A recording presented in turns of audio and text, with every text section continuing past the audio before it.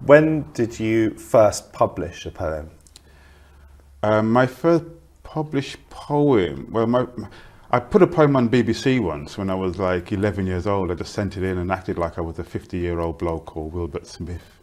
But my first publication was when I was about 18. It was in kind of a student magazine or something like that. I wasn't a student, but I acted like a student. How would you describe your poetry?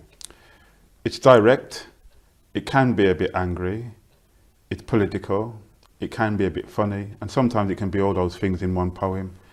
Tell me about speaking your poetry, reciting it, because you go on tours doing that. Yeah. Why does that matter to you?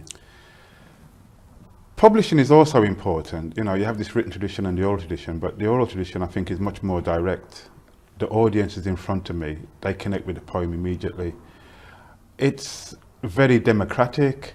I've been doing a gig and someone's got up and said, I've got a poem like that, and I said, come up and do it then. You know, and they just got up and done it with me. So I like the directness of it, and even when governments and dictators start banning and burning books, you know, we can still speak poetry to each other. What do people mean, do you think, when they call you a dub poet?